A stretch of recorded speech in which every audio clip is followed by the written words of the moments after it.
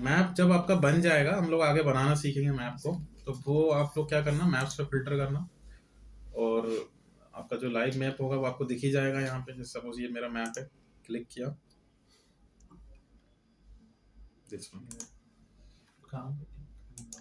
Share I frame जो होता है, इसको आई फ्रेम कोड बोलते हैं, इसको कॉपी करना, पेजेस में जाना है और यहाँ से वो पेज क्रिएट करना। जैसे कॉन्टेक्ट अस का पेज बनाया मैंने,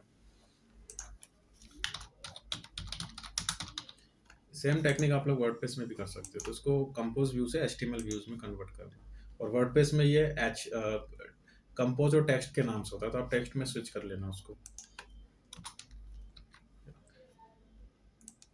हाइट एंड विड्थ आप चेंज कर सकते हो यहाँ से।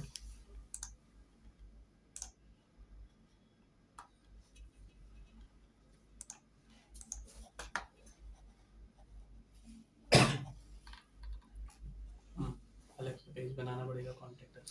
पेज में, अब पेज में या पोस्ट में कहीं भी लगा सकते हो, क्योंकि ऑप्शन सेम ही आते हैं दोनों में। अगर मैं पोस्ट को देखूं यहाँ पे, तो इसमें भी वही है, स्विच करके पेस्ट कर दो। सर एक और चीज थी, जैसे अपन है ना लेआउट में जा रहा हूँ, मैं लेआउट में मेन्यू में जाता हूँ, जैसे ही मैं तो मेन्यू में जाने के बाद जैसे ही मैं उसमें एसईओ सर्विस का मैंने एक वो बनाया है, फॉर्मेट बनाया है। हाँ, अब इसमें जैसे मैंने एक लिंक तो लगा दी ये वाली, अब दूसरा भी मुझे पेज बनाना हो तो दूसरी लिंक कहाँ लगाऊंगा सर? इसमें लगाओगे दूसरे नेविगेशन, ये सब नेविगेशन है ना आपके। नहीं, एसीओ में ही मेरे को 2 चाहिए, जैसे नहीं, एसीओ में एक बटन पे 2 नहीं लगेगा सर। अदर उसमें तो लगता ही है, जैसे अपन होम पे जाते हैं तो बहुत सारे ऑप्शन आते हैं। ड्रॉप डाउन जो आप बोल रहे हो वो फिर अलग केस है, इसमें ड्रॉप डाउन का ऑप्शन नहीं आएगा। मतलब अभी जो, अब देखो क्या होता है, पहले आप कौन सा समझो कि आपको कोडिंग आती है या नहीं आती है। तो मैंने बोला कि अगर आप बनी हुई थीम ले रहे हो, तो बनी हुई थीम में ये प्रॉब्लम रहती है कि आपको उन थीम के हिसाब से चलना पड़ता है। अब इस थीम ने ड्रॉप डाउन नहीं बनाया, मतलब उसने कोडिंग सीएसएस बनाई, डिजाइन ही नहीं की, तो आपको या तो थीम ड्रॉप करनी पड़ेगी या फिर आपको कोडिंग के थ्रू ड्रॉप डाउन बनाना पड़ेगा।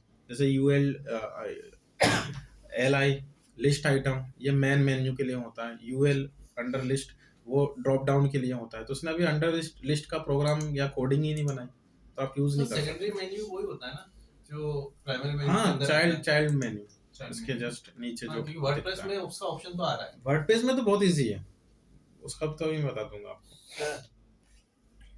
सर एक डाउट था, जैसे मैं एक बार मतलब एक लोकेशन पे गया था, मतलब मैप से सर्च करके, लेकिन वो गलत लोकेशन बता रहा, बोला कि ये किसी और के होम की लोकेशन बता रहा। तो ये क्यों होता है? मतलब वो तो पोस्ट से कंफर्म करता है ना गूगल, तो अगर अपन लोकेशन किसी स्टोर या किसी भी सर्विस कंपनी की डालते हैं। गलत कौन बता रहा था? मतलब XYZ शॉप थी, मैं उस पे पहुंचा, लेकिन वो किसी के घर के सामने मेरे को ले जाके खड़ा हाँ, तो उसने जो मैप बनते हैं ना, इनका जो पिकर होता है ये मेन होता है। अब जब आपको मैप बनाना मैं सिखाऊंगा तो आप एड्रेस तो दे दोगे, लेकिन आपको ये पॉइंट जो पिकर है इसको एग्जैक्ट पोजीशन पे रखना पड़ता है। तो उन लोग क्या करते हैं, प्लेसमेंट करने में कहीं आगे पीछे कर देते हैं। मेरा खुद का भी हो गया था स्टार्टिंग में, हो जाता है वो, तो जल्दी जल्दी में किया तो 56 के आसपास हो गया था वो, तो वो 56 पे जाके खत्म हो जाता। तो वहां से फिर फोन लगाना स्टार्ट के लेने आ जाओ हमें, लेने थोड़ी जाएंगे, पिकर को इधर कर दिया शिफ्ट। तो ये पिकर से चलता है, तो ये आपका सही पॉइंट पे होना चाहिए। उसको रखने का तरीका अपन देखेंगे कैसे, क्योंकि एड्रेस तो सही बता रहा था, लेकिन जब वो लोकेशन हाँ तो पिकर का पूरा मैंने आपको टूल भी तो बताया था अभी एक, देखो कोड चेंज करना है। सर अगर किसी को रिप्लेस करना है तो किसी कोड ही चेंज करना है ना उसका। हाँ, कोड चेंज। अब मैं अगर यहाँ पे ले रहा हूँ विजयनगर इंदौर, तो वो अपने आप पिकर को रखिएगा, इस जगह पर रख दिया, उसकी फेवरेट जगह होगी ये। तो लेकिन आपका ऑफिस तो यहाँ है इस बिल्डिंग में, तो अभी की कंडीशन में अगर आप ये कोड रख दिए तो ये कहाँ जाके खत्म कर देगा इसको, ये सही नहीं है। तो हमने क्या किया, उसका जो पिकर है उसकी पोजीशन चेंज कर दी, बता देगा लॉगिन कहाँ हुआ, मिल जाता है। ये देखो आप देख रहे हो, आप चेंज हो रहे हैं आपके कोड, उसी जगह पे एग्जैक्ट पिकर को रखो। ऐसे गूगल मैप में भी ऑप्शन आता है, एग्जैक्ट पोजीशन पे होगा, फिर कोई इशू नहीं आएगा। और सर एक और, सर वो जो आपने एसईओ करने के लिए कहा था, तो उसमें एक क्वेश्चन,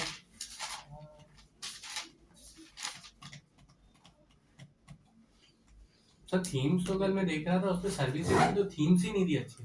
ये तो फिर तभी मैंने इन्फिनिटी वाली उठाई आप वाली थी, तो मैं सोच रहा था दूसरी लेके आऊं, लेकिन वहाँ जियो टेम्पलेट्स में गूगल टेम्पलेट्स में है ही नहीं 2023 में। क्या है आपका पर्पस? सर्विस के लिए? हाँ नहीं मैंने है। लिखा भी कहाँ से लिया? ब्लॉगर थीम नहीं? ब्लॉगर टेम्पलेट्स नहीं, 2020 अच्छी है थीम, बहुत अच्छी थी। सर दोनों में अच्छी है। आपको थोड़ा सा और देखना पड़ेगा ऑप्शंस। बोलो आगे ये बोलो। था difference between WordPress and Blogger. हम्म। तो टाइटल तो ये आ गया, difference between WordPress and Blogger. फिर अपन H1 और जो H2 दे रहे हैं, तो मैंने उसमें करा था व्हाट इज वर्डप्रेस, तो उसमें वो आई नहीं रहा कीवर्ड H1 में। मैंने बनाया वर्डप्रेस का, अच्छा बनाया। अच्छा, आप वर्डप्रेस की बात कर रहे हो? ओपन कर लो। यूआरएल मेल किया मुझे? हाँ मैंने वो शायद एक तो कौन सा है? मेल आईडी टाइप करो अपना। सर पर डायरेक्ट वर्डप्रेस मतलब लॉगिन नहीं ले सकते क्या? डायरेक्ट ही तो लेना है आप लोगों को, वो एक ही बार सेटअप करना था। तो मैंने बोला भी था आप लोगों को कि एक बार यूआरएल जनरेट हो जाए तो मुझे मेल कर देना। कीवर्ड्स वाला नहीं है वो। सर आपका मेल आईडी टाइप। मेरा देख लो सर, लगी मेरा आपका दिया हुआ है मैंने आपको, मेल का देख लो, इनबॉक्स में रखा है।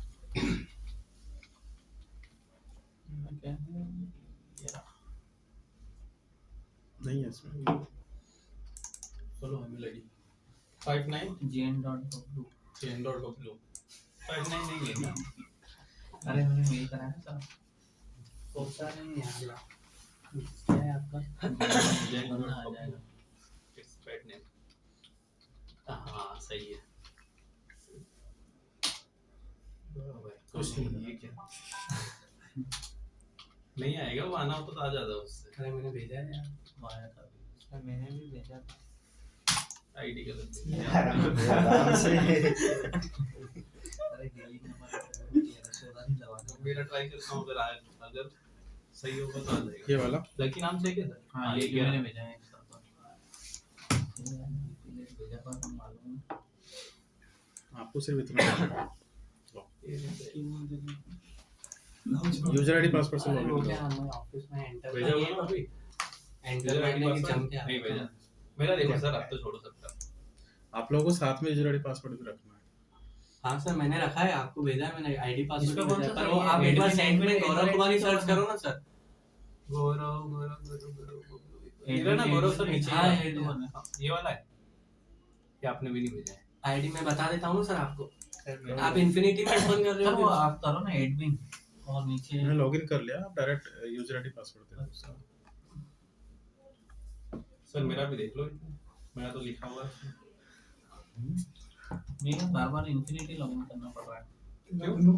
तूने वो पासवर्ड सेट ये किसका है? लॉगिन कर दो अगर हाँ, याद है तो। ये लो हाँ, सर, ये पासवर्ड लो। मैं बता रहा हूँ आपको।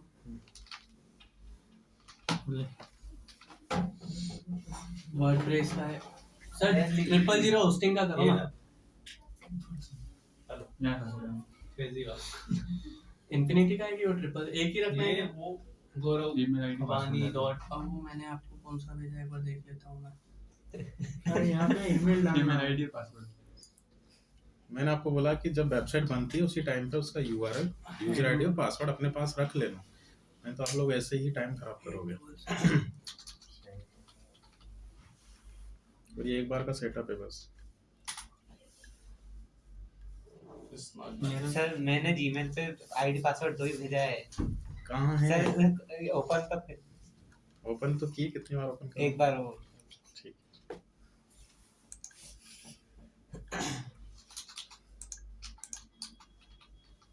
सही है। हाँ, देखिए सही नंबर नंबर सही कहा है। एक डिजिट कम हो रहा है। अच्छा उसको चालू था क्या सर का? सर एक मैं आपको वो कैप्स लॉक ऑन लेता है, समझ में नहीं आता है। ये भी करो। होना चाहिए इस बार लॉगिन। एडमिन सर बस ये बताओ कैप्स लॉक ऑन है कि ऑफ है? वो तो टाइप करोगे आप तो दिख जाएगा ना। एडमिन टैग किया था या नहीं? देख लो यही है। इसमें कौन सा पासवर्ड रखना है जो वर्डप्रेस में बनाया था आपने? वर्डप्रेस में पासवर्ड रखा था। हाँ तो वही होगा। एडमिन जी कंप्यूटर के नहीं हुआ। सर जीमेल पे मैंने भेजा है, एक एक बार बार सर, चेक सर, कर सही से मेल भेजा में रखो। सब कर लो ट्राई। सर मेल मुझे ऐसा लग रहा है लास्ट में मुझे ही लॉगिन करना पड़ेगी मेरी वेबसाइट। नहीं मेरा हो जाएगा। नाइस तो कर। अभी कर रहा हूँ रुको, मेरी आईडी आएगी। तेरी बारी। सर आप भूल गए तो पासवर्ड अब क्या करें उसके लिए? सर एक बार जीमेल जहाँ से बनाइए ना वहीं से सर access जीमेल करिए। जीमेल सर मेरा कर लो आप, कर लो। लास्ट चांस है आपका। हाँ, हाँ कहाँ है? हम क्या अपन ये वेबसाइट लॉगिन कर लेते हैं डायरेक्ट उसके बाद जो यूआरएल दिया वो डायरेक्ट नहीं है। आधा घंटा तो ऐसे निकाल दिया आप लोगों ने।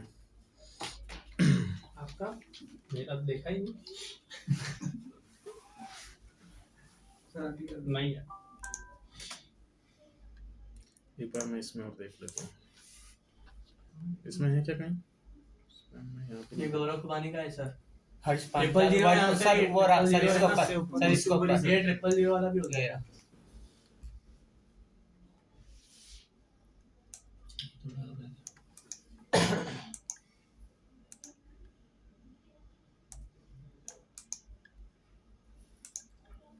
ये तो सर आपने ही बनाई थी ना। हाँ, तो पासवर्ड ये तो मैंने बनाई होगी। ये पासवर्ड मैं ही रखता हूँ बस। अब बताओ एक एक करके डाउट वर्डप्रेस में। आपका कोई डाउट?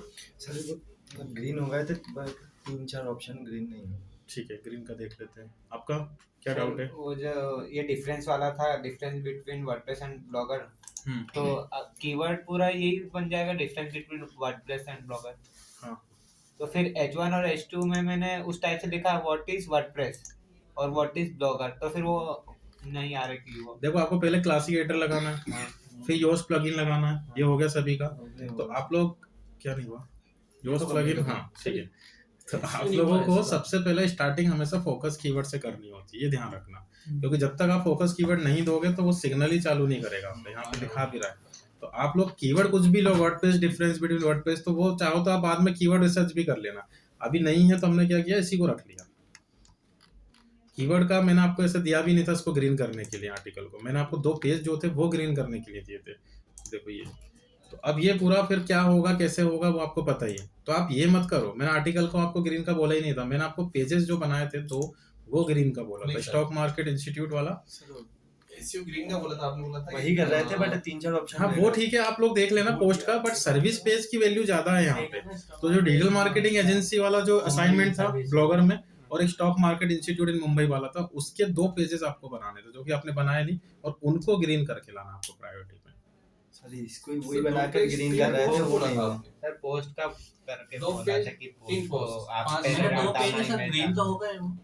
इसको कर लो, किसी को भी कर लो, लेकिन मैंने बताया ना कि आर्टिकल का उतना वैल्यू नहीं करता सर्विस वेबसाइट में, पेजेस का करता है। पेज किसी ने किया है क्या? हाँ सर मैंने किए तो अब इनको मैंने अलग बोला होगा क्या? मैंने 2 पेज 2 पोस्ट किया है, दोनों की। तो ग्रीन करने में कोई प्रॉब्लम आ रही है किसी को? नहीं रीडेबिलिटी में आती है सर। चीजें आती है। रीडेबिलिटी छोड़ो, अभी वो नहीं देखना आपने, सिर्फ एसईओ स्कोर जो है, जैसे ये वाला जो पॉइंट है इसको हाँ, ये देखना तो है। green हो जाता है। रीडेबिलिटी तो अपन बाद में देखेंगे, वो कंटेंट से सर एक related है। प्रॉब्लम आ रही थी, वो नीचे जो एसईओ एनालिसिस है ना, एक हम्म। तो उस पे जाऊं, एसईओ एनालिसिस में नीचे नीचे नीचे इसमें देख लेते हैं। हाँ उसमें एक नहीं होता है। जैसे ये इनका ग्रीन हुआ, इसमें देख लेते हैं।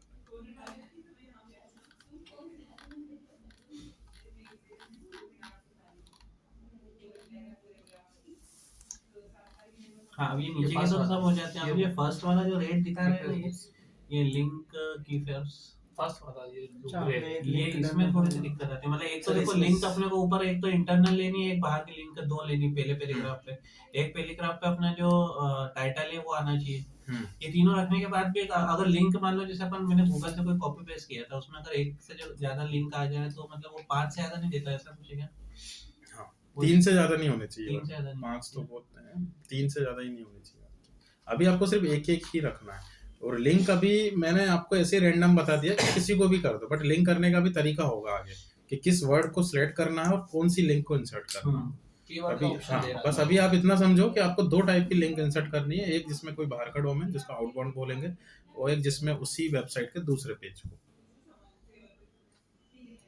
हाँ तो कोई बेटर कॉपी किया, उसमें ऑलरेडी लिंक थी तो इसलिए वो एक से ज्यादा मूवी राइट कर रहा था। बाकी मैंने हटा ली थी तो हो गया था। सर ये एक प्रॉब्लम यही थी, ये जो पॉइंट है मतलब अब वो तो पोस्ट पे करना था, लेकिन ये the focus keyword was found 11 times, जैसे कोई कोई से मतलब आर्टिकल में अगर आ ही रहा है 11 टाइम्स से ज्यादा तो उसको इसको कीवर्ड डेंसिटी बोलते हैं, आगे पढ़ोगे आप ये चीज कि कीवर्ड्स की लिमिट होनी चाहिए। जैसे अभी आप घड़ी घड़ी लगा रहे हो ना, तो इसमें कितने बार कर सकते हैं मैक्सिमम, तो उसको कीवर्ड डेंसिटी बोलते हैं। तो वो आगे बिल्कुल मैं आपको ये अच्छे से डिटेल में पढ़ाऊंगा, क्योंकि एक आर्टिकल में मैं कम कर ही नहीं सकता था, मतलब इसमें था मैंने जितना बोला है अभी वो फिक्स है 7 टाइम्स, 3% से ज्यादा नहीं होना चाहिए एक्चुअली। तो आपके वर्ड्स जैसे मान के चलिए 100 वर्ड्स है, तो उसके हिसाब से आपका जो फोकस कीवर्ड है जो हम यहाँ पे ले रहे हैं एक बार टाइटल में, एक बार तो कितना हो रहा है 7 टाइम्स हो रहा है, तो 7% डेंसिटी है। तो हो सकता है ना कि आपका जो कीवर्ड है वो कितनी बार होना चाहिए, तो 3% टोटल नंबर ऑफ वर्ड्स जो होते हैं उसका 3% से ज्यादा नहीं होना चाहिए। वो आगे समझेंगे, अभी इसको नहीं देखते हैं। और देखो और किसी को कोई डाउट? H2 में भी ऐसा कोई कंपल्शन नहीं है कि लिंक मतलब H2 का कोई लिमिट नहीं है, H1 का लिमिट, H1 एक ही रखना है आपको, और H2 आप मल्टीपल ले सकते हो। H2 में अपने हेडिंग चेंज कर सकते हैं। H2 में हेडिंग चेंज कर सकते हैं। हाँ कर सकते हो, बिल्कुल कर सकते हो, और करना ही है ना। H2 जितना आप H2 करोगे उतने ही आपके नंबर ऑफ कीवर्ड्स बढ़ेंगे। मैंने आपको बताया था पार्टीशन किससे होंगे, H2 से ही होंगे आपके आर्टिकल के। जैसे आपको एक असाइनमेंट दिया डिजिटल मार्केटिंग का, वो what is digital marketing career, उसको तो H1 में आपने व्हाट इज डिजिटल मार्केटिंग लिया, और H2 में क्या लिया, करियर स्कोप। अब अगर आप साथ में ये भी रखते हो कि कौन कौन से इंस्टीट्यूट है इंडिया के टॉप डिजिटल मार्केटिंग, तो एक H2 और बढ़ा दो, तो top institute of digital marketing, फिर उसके बारे में बात करो। तो जितना पार्टीशन करोगे उतने नंबर ऑफ H2 आपके बढ़ते जाएंगे।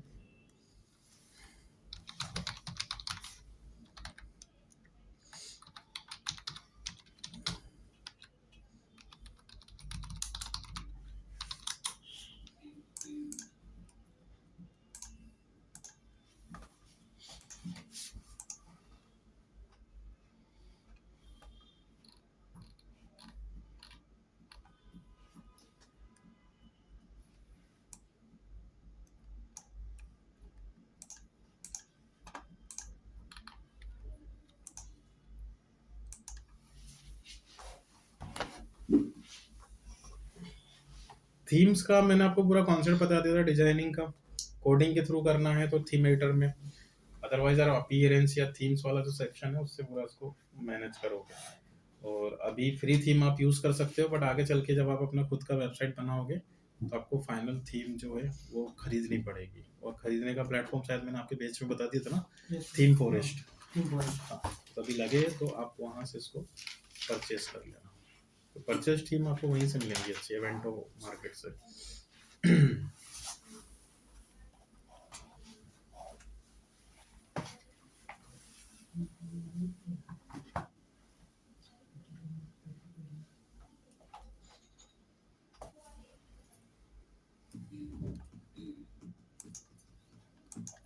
सर कोई सस्ती थीम प्रोडक्ट वो भी है क्या प्लेटफॉर्म?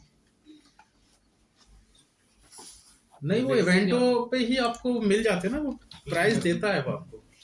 कभी कूपन्स वगैरह आपको मिल जाते हैं किसी प्लेटफॉर्म पे, तो वो अलग अलग बात है। जैसे अगर आप यहाँ पे भी लेते हो, जैसे मुझे योगा क्लासेस के लिए स्टार्ट करना है, तो मैंने यहाँ पे देखो योगा इन वर्डप्रेस, तो अब जो थीम आ रही है उसमें सभी में कॉस्टिंग अलग अलग होती है। ये 69 है, 79 है, ये 59 है, तो आप यहाँ से फिल्टर लगा लो आपको किस रेंज की थीम चाहिए। मुझे मैक्सिमम इससे ज़्यादा नहीं चाहिए 30 USD से, तो फिल्टर कर देगा। तो उतने ही नंबर ऑफ आपके अंदर जो एक्टिविटीज होंगी वो कम हो जाएंगी।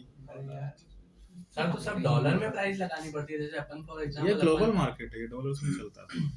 CSS से अपन अगर थीम बनवा के अपना पोर्टल बनवा के अगर बेचते हैं मार्केट में, तो वो सब डॉलर से ग्लोबल मार्केट है ना, ये सब कंट्री वाली भी होती है सर थीम होती है ना, लोकल एजेंसीज भी चलती हैं। अब इनमें ही आप क्रेडिट कार्ड लगा दो, क्रेडिट कार्ड से परचेस कर लो, तो आपकी कंट्री में हो जाएगा। इसमें कंपटीशन नहीं है थीम्स बना के बेचने। देखो थीम मैंने बता दिया, एक बार ये भी देख लो मेन्यूज, या अगर आपको करने हैं तो मेन्यूज के लिए यहाँ पे अपीयरेंस में, या फिर आपको मैंने लेआउट बताया था, ब्लॉगर में जो लेआउट होता है उसको आप मैनेज करते हो, तो वही लेआउट यहाँ पे विजिट की फॉर्म में वर्क कर रहा है। देखो एक ही बात है, वहाँ का लेआउट और यहाँ का विजिट, तो आपको उसका पूरा इंटरनल पार्ट दिख जाएगा कि आपको राइट साइड बार में कुछ ऑपरेशन लगाना है, फुटर में लगाना है, हेडर में लगाना है, तो यहाँ सब बने हुए हैं आपके side bar and footer 1, footer 2, footer 3। अब मुझे सिर्फ मेन्यू पे ही वर्क करना है, तो आप मेन्यूज का अलग से सेक्शन दिया हुआ है। तो दो तरीके से आप कर सकते हो, या तो कस्टमाइज में चले जाओ, बस आप तो ये ध्यान रखें हर जो भी ऑप्शन है अपीयरेंस में ही है, डिजाइन, इससे बाहर कुछ भी नहीं है। तो जैसे मैं कस्टमाइज में गया, यहाँ से इंस्टॉलेशन वगैरह का काम होता है थीम्स के ऑप्शन में, थोड़ा बहुत उसको मैनेज करना है एग्जिस्टिंग थीम को। कस्टमाइज में गए, हेडर, साइट आइडेंटिटी, इसमें आपका लोगो और फेव आइकन जो ऊपर ये दिख रहा है, तो ये लोगो हो गया आपका। मेन्यूज अगर एग्जिस्टिंग है तो आप यहाँ से, ये जो ऊपर का था आपका, ये यहाँ से चेंज हो रहा है। अब मेन्यूज अगर करना है तो यहाँ से आप आए, तो देखिए बने हुआ मेन्यू है आपके जो अभी बना के दिए उसने आपको। इन्हीं में से कुछ ऐड ऑन करना है या हटाना है, जैसे ये मुझे प्रैक्टिस एरिया नहीं जम रहा है, हमने इसको रिमूव कर दिया। ऐड ऑन करना है तो देखो, ऐड ऑन करने के लिए या तो आप ये करें, 2-3 तरीके हैं, पेज बना के रख लो पहले से ही और उस पेज को मेन्यू में कन्वर्ट कर दो।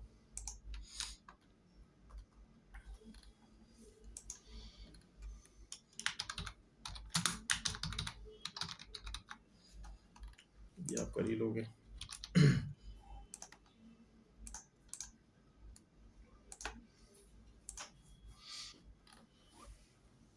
आ गया, उसको मैंने मेन्यू में कन्वर्ट कर दिया। आप इसकी पोजीशन कहाँ रखना चाहते हो अपने हिसाब से शिफ्ट कर लो स्टार्टिंग में।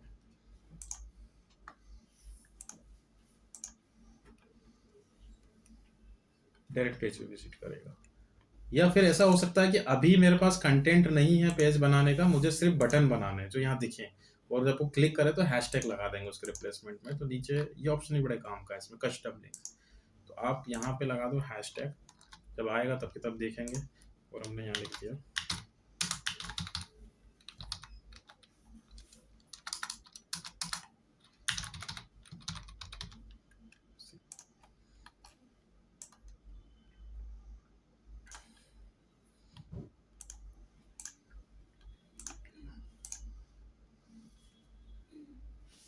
अभी क्लिक करेगा तो हैशटैग आ जाएगा। तो जब अभी फ्यूचर में कभी आप पेज बना दो तो हैशटैग की जगह उस पेज का यूआरएल दे देगा। ड्रॉप डाउन, इसमें बहुत इजी है, जैसे मैं चाह रहा हूँ डिजिटल, हाँ पेज बनाया हुआ है उसमें हैशटैग लगाना है तो बने हुए पेज पे हैशटैग नहीं लगा, बने हुए पे नहीं लगेगा। यूआरएल का रिप्लेसमेंट हैशटैग होता है। अब यूआरएल है ही ऑलरेडी, तो फिर वो तो क्या है, फिर यूआरएल ही यूज करो आप। तो अब देखो डीएम सर्विस के नीचे इसको ड्रॉप डाउन में लाना है, थोड़ा सा शिफ्ट कर दो बस आगे, ये हो गया।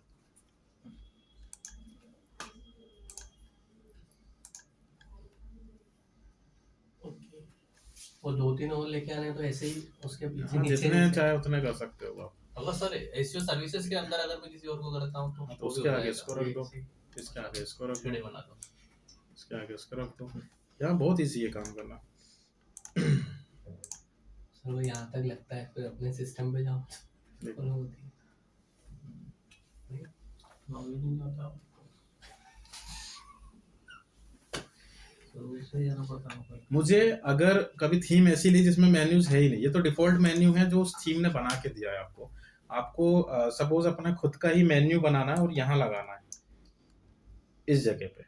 अब फुटर 1, 2, 3, 4 4 कॉलम है इसमें। तो अब ये क्या है, लेआउट हो गया, तो आपको पहले लेआउट में जाना पड़ेगा, और इसका लेआउट होता है विजिट एरिया। तो हमने क्या किया, पहले एक मेन्यू बना के रख लिया। ये ऑलरेडी आएगा ना पहले से। हाँ, ये तो थीम में आए थे जो इसका हमने इधर उधर घुमाया इसको। अब आपको अपना खुद का ही मेन्यू बनाना है नया, तो क्रिएट न्यू मेन्यू, इस पर क्लिक करोगे, इसको नाम दे दिया हमने। अब अगर आप प्राइमरी पे करते हो तो ये सबसे ऊपर लग जाएगा, ये वाला जो मेन्यू है इसको प्राइमरी मेन्यू बोलते हैं। तो इसको हटा के ये प्राइमरी हो जाएगा, तो ये तो अपने को देना ही नहीं है इसका प्लेसमेंट, वो बस क्रिएट कर दो। अब इसमें अपने जो टैब हैं उनकी एंट्री कर लो, कस्टम लिंक। अब या तो पेज बना के रख लो पहले से, या फिर इसके थ्रू, जैसे मैंने रखा इसमें टर्म्स एंड कंडीशन।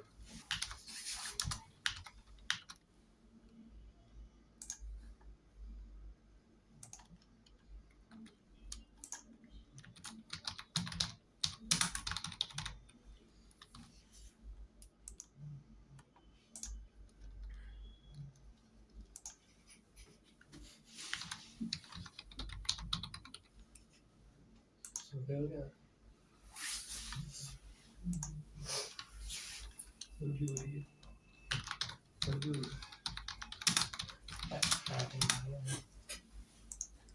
देखिए बना के रख लिया एक मेन्यू। अब इसका यूज करेंगे हम गैजेट्स विजेट्स की फॉर्म में। विजेट में गए और यहाँ आपको प्री डिफाइंड विजेट मिल जाते हैं, लगभग दोनों सेम ही चल रहे। देखो अब यहाँ गैजेट्स मिलते हैं कि आपके बने हुए गैजेट्स दिए उसने, पॉपुलर पोस्ट प्रोजेक्ट्स वगैरह। आपको कुछ नया गैजेट लगाना है तो आप ऐड अ गैजेट करोगे, तो ये ब्लॉगर आपको बने हुए गैजेट्स दे रहा है। ऐसा कोई इमेज लगानी है आपको, विकीपीडिया का जो प्लेटफॉर्म है वो शो करना है यहाँ पे, तो आपने इंसर्ट कर लिया।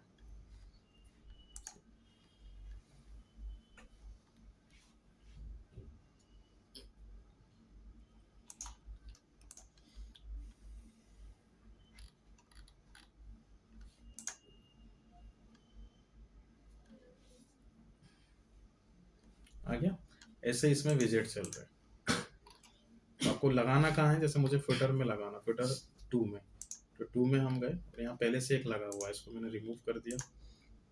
आप एक से ज़्यादा भी लगा सकते हो। और यहाँ से हमने ये बने हुए गैजेट्स हैं इसमें, देखिए अपनी पर्पस के हिसाब से आप ले लेते हो। कोई मेज लगानी है आपको, गैलरीज लगाना, ऑडियो फाइल लगाना है, जो भी है। अब हमें लगाना मेन्यू, तो मैंने यहाँ पे सर्च करके देखा नेविगेशन मेन्यू, तो आपने जो बनाया था वो आपको दिख गया यहाँ पे, फुटर लिंक्स। ओके, अगर यहाँ लिखना चाहो तो लिख सकते हो।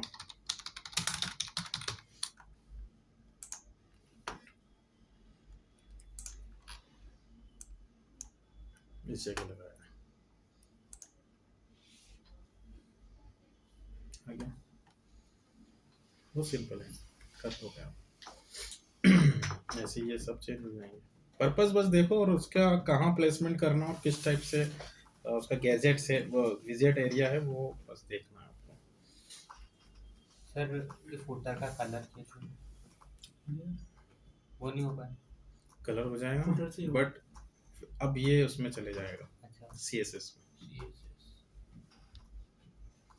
एलिमेंट और इस पे वर्क कर रहा है, तो इसका जितना एलिमेंट और मैनेज कर सकता है वो कर लेगा। उसके उधर उसके अलावा कुछ लगेगा जो नहीं दे रहा है वो ऑप्शन, आप तो ये मान के चलिए डिपेंडेंसी वाली फील्ड है ये।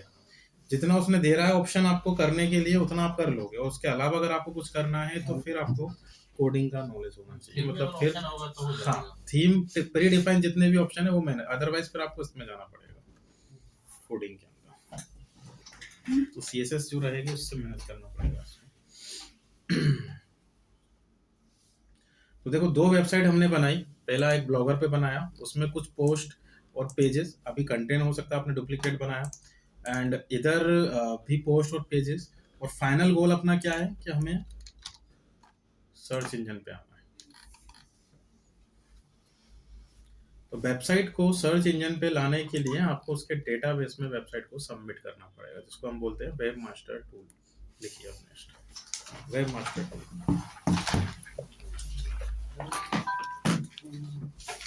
हर सर्च इंजन का एक डेटा सेंटर होता है जिसको वेब मास्टर टूल बोलते हैं।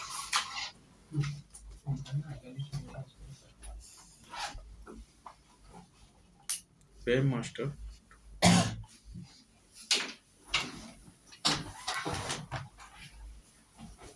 जैसे गूगल का गूगल वेब मास्टर, बिंग का बिंग वेब मास्टर, बाकी टेक्निकल प्रोसेस लगभग सेम ही रहेगी सभी की।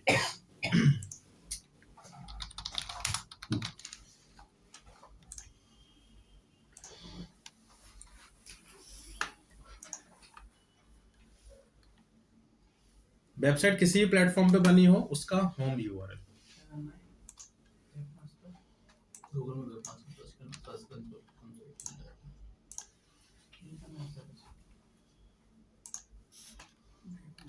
अभी किसकी वेबसाइट ओपन की थी यहाँ पे?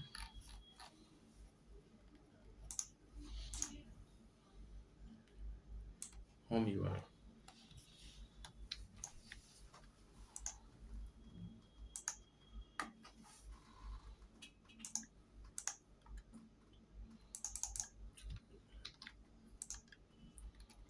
अब देखो होम यूआरएल सबमिट करने के यहाँ पे 2 ऑप्शन दे रहा है, या तो आप यहाँ से कर सकते हो या यहाँ से कर सकते हो।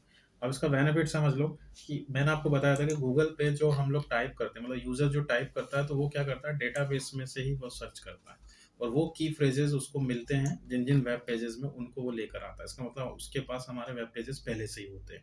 तो आप जब वेबसाइट बना लेते हो तो वो गूगल पे अपने आप नहीं आती है, आपको उसके प्रॉपर डेटा में उसको सबमिट करना पड़ेगा। जब डेटा में सबमिट करोगे तो आगे आपको बेनिफिट ये मिलेगा कि आप पूरी पूरी उसकी प्रॉपर एक मॉनिटरिंग कर सकते हो। जैसे एक लाइव दिखा रहा हूँ मैं आपको ये मास्टर का, तो किन कीवर्ड से आपको सर्च किया जा रहा है, कितना सर्च किया जा रहा है, कौन कौन से कीवर्ड हैं, कहाँ रैंक कर रहे हैं, एवरीथिंग पूरी मॉनिटरिंग आपकी होने वाली है। तो अब आपको वो क्या कर रहा है, ऑनरशिप वेरिफिकेशन की बात कर रहा है कि वेबसाइट आप ही की है, तो उसके लिए अपने को ऑनरशिप करने के लिए उसने 2 ऑप्शन दिए हुए हैं यहाँ पे। अगर आपके पास होस्टिंग का एक्सेस है तो आपको इसके थ्रू करना है, अगर आपके पास डोमेन का एक्सेस है तो आपको इसके थ्रू करना है। तो आप लोग ध्यान रखना कि आपके पास डोमेन का एक्सेस बहुत रेयर कंडीशन में आता है। जब आपका खुद का ही होगा डोमेन तभी आपके पास डोमेन का एक्सेस होगा, अदरवाइज आपके पास होस्टिंग का ही एक्सेस आना है। जैसे इन्फिनिटी फ्री या जो भी थे उन्होंने आपको डोमेन का एक्सेस नहीं दिया, होस्टिंग का एक्सेस दिया है। तो आपको ये वाला ऑप्शन यूज करना है, यूआरएल प्रीफिक्स, होम यूआरएल,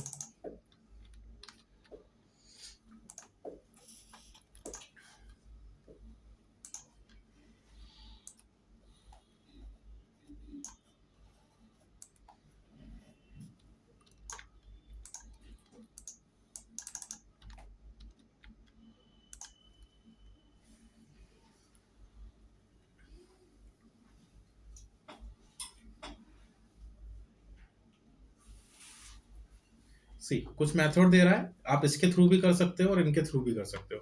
तो ये सब अभी हुए नहीं है हमारे, और ये आपका कोडिंग का पार्ट है। तो आपको इसमें सबसे इजी तरीका है HTML टैग का, ये लेना, और आप लोग यही लीजिएगा हमेशा, HTML टैग। बाकी आप लोग एक एक बार आगे जब ये पढ़ लो तो इनको भी ट्राई करके देख लेना। HTML टैग वाला ऑप्शन लिख लो, आप लोग भूल जाओगे नहीं तो घर जाके।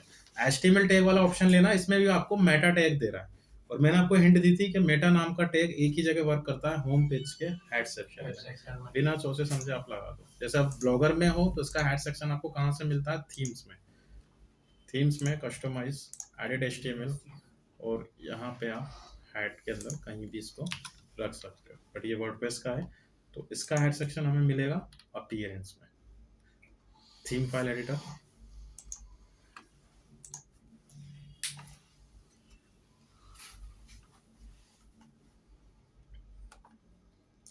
and third step theme header।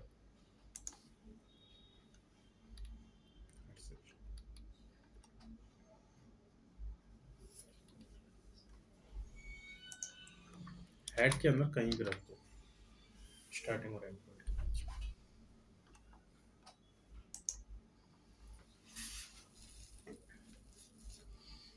ठीक, सर क्या रखा है ये? Trekking code.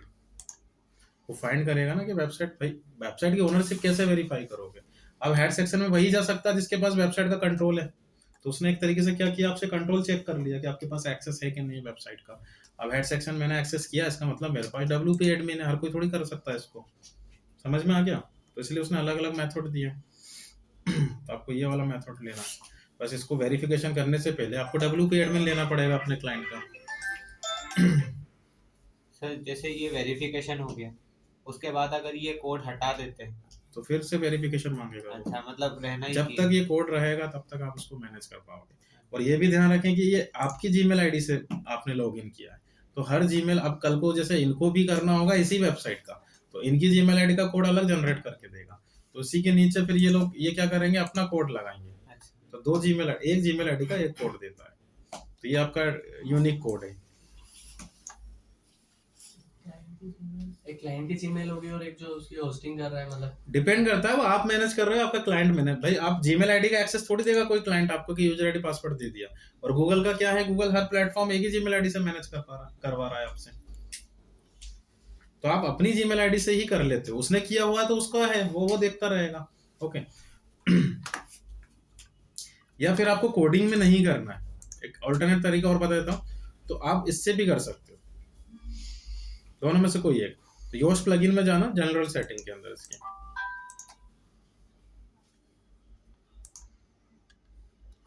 यहाँ आपको देखिए डायरेक्ट वेब मास्टर का ऑप्शन मिलेगा। इस पे विजिट किया, गूगल वेरिफिकेशन कोड, और इस बॉक्स में रख देना। ये भी कर सकते हो, दोनों में से कोई। ये सिंपल है बहुत ही। हाँ, बट ये प्लगइन हटाओगे तो ये चले जाएगा। ये प्लगइन से चल रहा है, ओके, वो थीम से चल रहा है। थीम भी चेंज करोगे तो भी होगा। तो ये भी ध्यान रखो, ऐसे थीम के साथ भी खिलवाड़ नहीं करना है, क्योंकि अभी तो ठीक है आपने एक ही कोड लगाया, अब इतने सारे कोड आने वाले हैं और जिस दिन आप थीम चेंज करते हो वो अपने सारे कोड हटा के लेके चले जाता है, क्योंकि सारे प्लेसमेंट आपकी थीम में चल रहे हैं। तो थीम जो भी होती है एक ही बार में फुल एंड फाइनल होती है। तो सर इसमें अपन बैकअप नहीं ले सकते हैं? बैकअप लोगे, कोड का बैकअप कभी नहीं आएगा। थीम का जो बैकअप होता है वो इस चीज का बैकअप आता है, आपके ग्राफिक्स का। वो अपने बैकअप के अलावा किसी दूसरे का बैकअप क्यों लेगी? अब गूगल का जो ट्रैकिंग कोड है उसका बैकअप तो गूगल ही ले सकता है, और उसने वो ऑप्शन दिया नहीं है, आपको मैनुअल फिर से लगाना पड़ेगा। फिर भी यदि जैसे मान लो किसी को थीम चेंज करनी हो तो फिर से करनी पड़ती हैं सब चीजें। वेबमास्टर तो वही रहता है, जैसे अभी मैं इसको अगर कोड हटा दूं और इतनी रिपोर्टिंग मेरी है तो ये लॉगिन नहीं कर पाऊंगा मैं, वो बैकएंड में चलता रहता है, बस आपको एक्सेस नहीं देता है। लेकिन जैसे कंपनी तो देखते हैं ना, पर वेबसाइट तो अपडेट होती रहती है टाइम पे। मैंने बताया ना आपको कि ये जो रिपोर्ट है मैं एक्सेस नहीं कर पाऊंगा उसको, जैसे मैं कोड लगाऊंगा तो मुझे फिर से वही डैशबोर्ड दिखाना स्टार्ट कर देगा। जैसे जैसे रिक्वायरमेंट पड़ेगी वैसे वैसे कोड फिर से लगाना। हाँ, कोड लगाने पड़ेंगे इसके।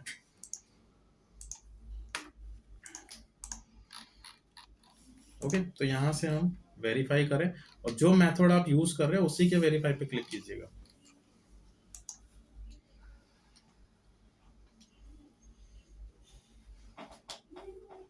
हो गया तो देखो एक पूरा डैशबोर्ड बना दिया उसने आपकी इस वेबसाइट का। अब इसकी मॉनिटरिंग यहीं से चलेगी। अब सपोज कल को मेरे पास कोई दूसरा क्लाइंट आता है, तो अब आपको फिर से वेबमास्टर लॉगिन करना है और नीचे प्रॉपर्टी ऐड करने का। ऐसे कितनी ही प्रॉपर्टी आप इसमें ऐड ऑन कर सकते हो, जैसे देखिए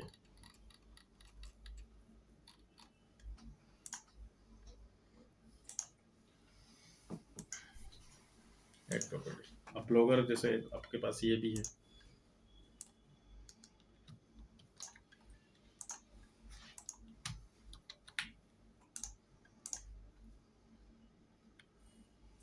अब ये तो अपने आप ही हो गया, क्योंकि दोनों ही गूगल के प्रोडक्ट है और एक जीमेल आईडी से चल रहे हैं।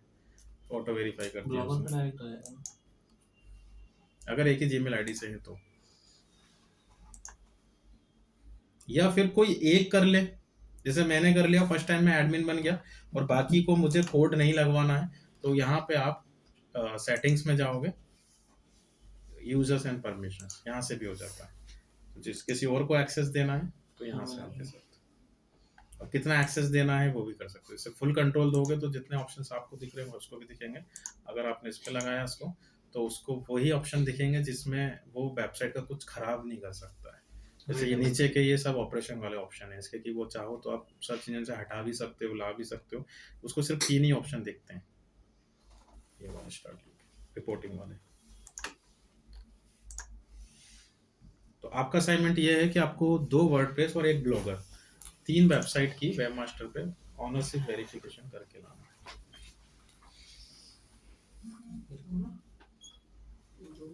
3 अलग वेबसाइट जिसमें से 2 वर्डप्रेस हो और 1 ब्लॉगर।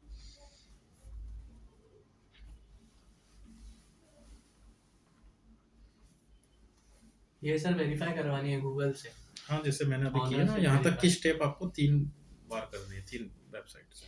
तो 2 वर्डप्रेस 1 ब्लॉगर। टाइटल वेबसाइट का आपने बनाई है ना अभी इन्फिनिटी पे, और वो सब कितनी बनाई वेबसाइट? कितनी अभी बनाई? वर्डप्रेस पे तो मैंने नहीं बनाई है, क्योंकि ब्लॉगर में कंप्लीट कर रहा था, लेट हो गया था ब्लॉगर में। वर्डप्रेस पे एक भी वेबसाइट सेटअप नहीं किया आपने? तो कर लेना। वही ना, Assignment 3 लिख लो। पेज और 2 पोस्ट जो थे वही ना। पेज और पोस्ट नहीं आएंगे इसमें, पूरी वेबसाइट आएगी। वेबसाइट मतलब होम यूआरएल। वो वर्डप्रेस इंस्टॉल किया था ना, हम्म। वही उसी को वो करना है। Theme इंस्टॉल install किया हुआ है ना, हाँ इंस्टॉल तो किया हुआ इंस्टॉल है। किया हुआ बनी हुई है। सर 000 तो उसी की तो होस्टिंग बात पे कर और इन्फिनिटी पे करके रखा मैं है। उसी की तो बात कर रहा हूँ, जैसे अभी इनकी थी वेबसाइट। इसके पासवर्ड तो अभी दे रहे थे ना, हाँ, हाँ, वही वाली। वो वेबसाइट तो theme ही सब लगानी है। डैशबोर्ड Theme किया था। थीम जरूरी नहीं है, आप वर्डप्रेस थीम पे भी कर सकते हो। डायरेक्ट जो पेज अभी बना रखे हैं डायरेक्ट उसको पेज सबमिट नहीं होंगे, यहाँ होम यूआरएल सबमिट होगी। तो आपकी जब वेबसाइट बनती है तो होम यूआरएल तो बन ही जाता है पेज अपने का जो यूआरएल है बस वही। आप। बस ये वेरीफाई करके लाना है। होम पेज का यूआरएल, ये ध्यान रखना, अंदर के पेज का यूआरएल एक्सेप्ट नहीं करेगा वो। वेबमास्टर 3 स्टेप में वर्क करता है, लिख लीजिए।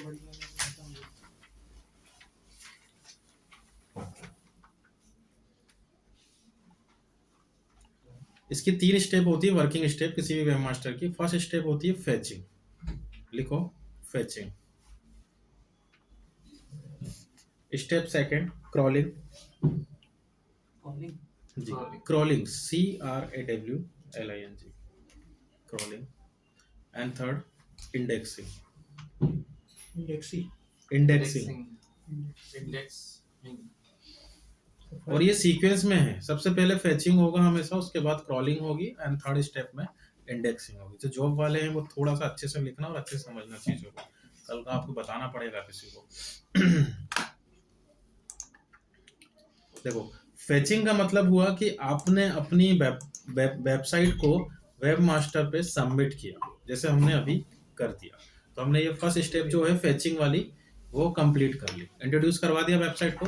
अब गूगल क्या करेगा, अभी मैंने आपको समझाया कि यहाँ पे जो हम की फ्रेजेस टाइप करते हैं वो उन्हीं की फ्रेजेस को फाइंड करता है अपने डेटाबेस में। और आप देखते भी हो कि जो वेब पेज आते हैं उनको वो हाईलाइट कर लेता है, क्योंकि उसको वो वेब पेजेस में वो की फ्रेजेस मिले हैं और उन्हीं को लाता है। मतलब आपका पेज उसके पास पहले से ही होता है। ओके, तो अब ये क्या करेगा, आपने जब वेबसाइट उसको दी है और आपकी वेबसाइट में जो पोस्ट हैं और पेजेस हैं, जितने भी नंबर ऑफ यूआरएल्स बनी हुई है उनको डाउनलोड करेगा अपने डेटाबेस में। तो जो डाउनलोड की जो प्रोसेस होती है उसको हम बोलते हैं क्रॉलिंग। ठीक है, मैं समझा देता हूँ अभी, फिर लिख लेना। अब जैसे ही आपका कोई पेज सक्सेसफुली डाउनलोड हो जाएगा 100%, तो वो यहाँ पे दिखना स्टार्ट हो जाएगा। और अगर यहाँ दिख रहा है दैट मीन्स इंडेक्सिंग, कि वो इंडेक्स हो चुका है। तो अगर आपका कोई क्लाइंट है बोल रहा है कि मेरे 2 पेज इंडेक्स हो गए, मतलब वो 2 पेज गूगल पे दिखना स्टार्ट हो गए। तो फाइनल स्टेप क्या हो गई, इंडेक्स की। तो वेबसाइट को सबमिट करना, फिर उसको डाउनलोड करेगा वो, और उसके बाद SCRP पे दिखाना स्टार्ट कर देगा। तो ये जितने भी पेज आप देख पा रहे हो ये सब किस प्रोसेस में, इंडेक्सिंग में है। ओके, तो लिख लो उसका आगे मतलब। Fetching means to submit website on Google's database.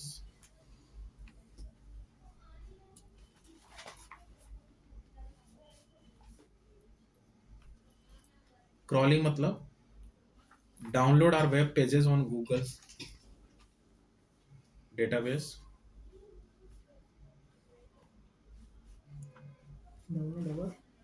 Web pages on Google's database.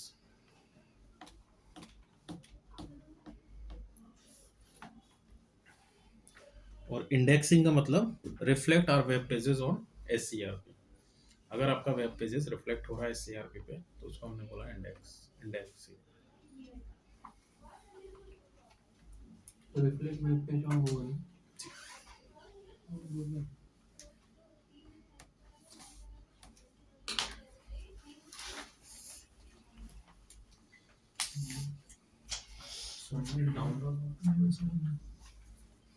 तो अभी हमने जो किया है स्टेप, वो किसका किया है, फेचिंग का।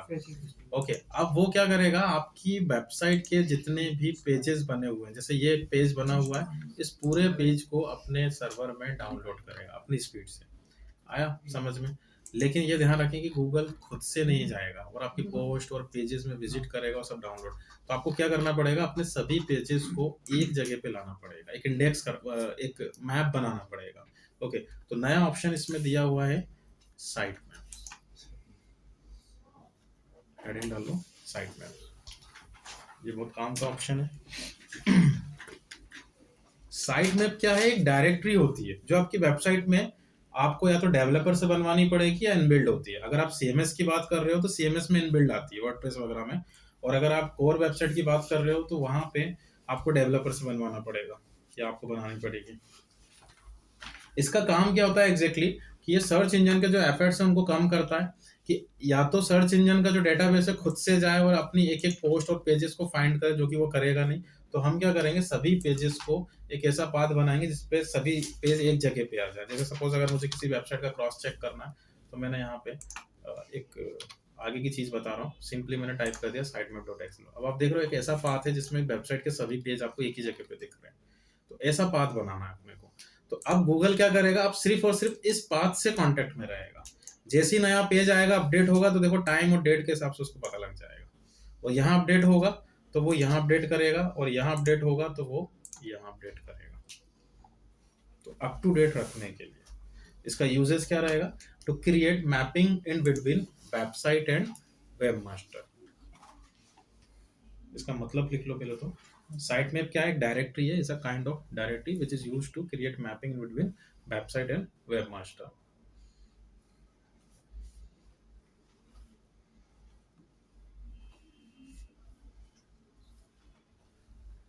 और इसका यूजेस क्या है, आपके वेब पेजेस को SCRP पे अप टू डेट रखता है। ठीक है,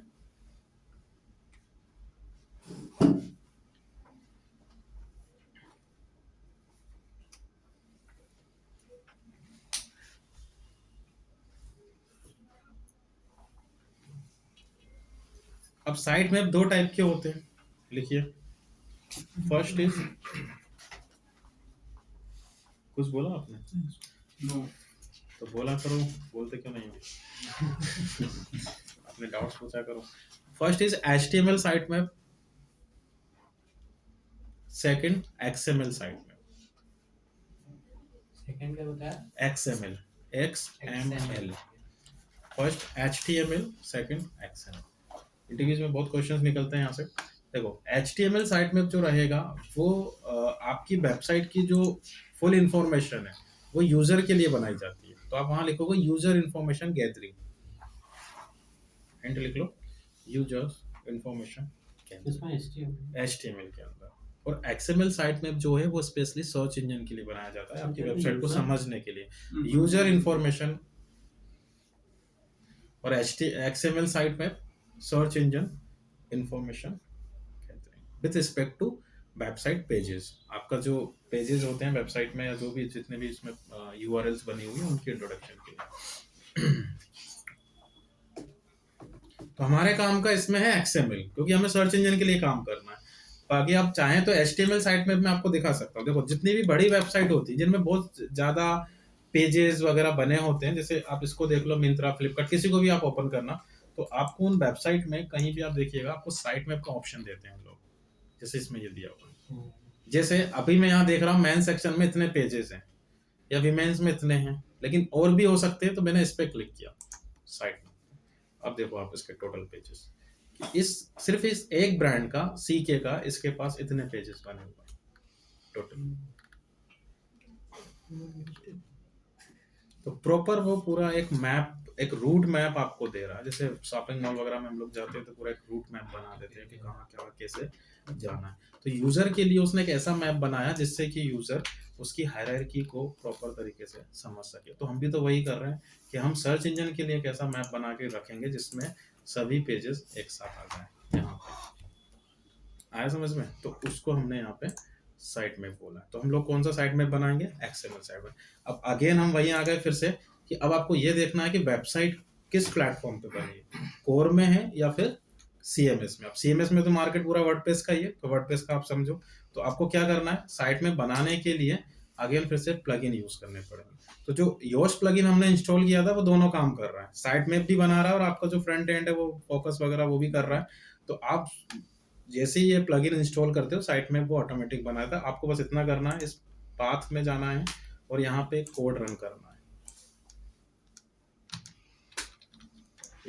ये कोड लिख लो आप लोग, ब्रैकेट में लिख लेना योस्ट प्लगइन।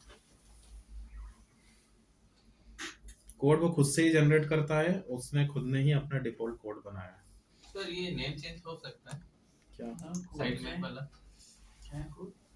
कहाँ पे? जैसे अपनी साइट में इंडेक्स डॉट XML लिखा हुआ है वहाँ पे, चेंज क्या करना है, ये या ये चेंज मतलब साइट में योस्ट चेंज कर सकता है ना? बिल्कुल कर सकता है। अगर वो चेंज करेगा तो फिर हम उसको फिर पाथ को भी चेंज करना पड़ेगा।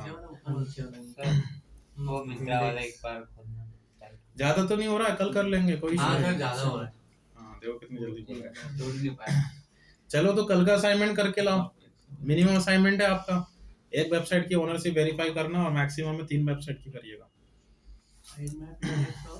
सर वो मिंत्रा का एक बार साइट, ये मिंत्रा का साइट है। सर ये मतलब पेज या पोस्ट से कंपेयर कर सकते हैं क्या है, मतलब कैटेगरीज कैसे? वेब मास्टर टूल तो अपने को वेरीफाई सर इसका एडवांटेज कीवर्ड में हो सकता है ना? सपोज करो अगर ये कोई अगर लगा रहा है तो वो कीवर्ड हाँ हो जाएगा वैसे अगर आप चाहें तो, बट ये हम एंकर टैग का ही यूज करता है उसके अंदर। सर लेकिन ये एक तरह से पेज ही होगा ना, साइट मैप करके पेज होगा ना, पेज पेज है ना, तो इसको भी इंडेक्स करना पड़ता है। अपने आप करेगा ना, बट ये यूजर के लिए, हम तो ये बना रहे हैं ना उसके लिए, तो सर्च इंजन के लिए। तो आप दोनों बना लो, दोनों में से एक बनाओ। भाई मैंने बोला मेरी वेबसाइट के 5 ही पेज है, तो फिर मुझे साइट मैप बताने की जरूरत ही नहीं है यूजर को, वो गिनती के 5 पेज तो ऐसे ही देख लेगा। साइट मैप की नीड तब पड़ती है जब बहुत ज्यादा पेजेस होते हैं। ये कोड किस यूज में है सर? मतलब उसको सर्च इंजन को एक पाथ देने के लिए, इंडेक्स देने के लिए, ये पूरा पाथ बनता है। ये योस्ट के जरिए होगा ना? ये योस्ट के ब्रैकेट में आप लिख लेना योस्ट प्लगइन। तुम्हारी वेबसाइट है ना? हाँ EP का बनाया है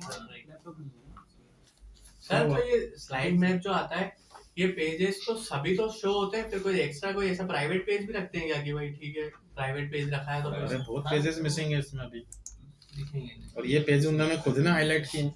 ये कौन कौन से पेज हाईलाइट करने हैं साइट पे, उनकी चॉइस है।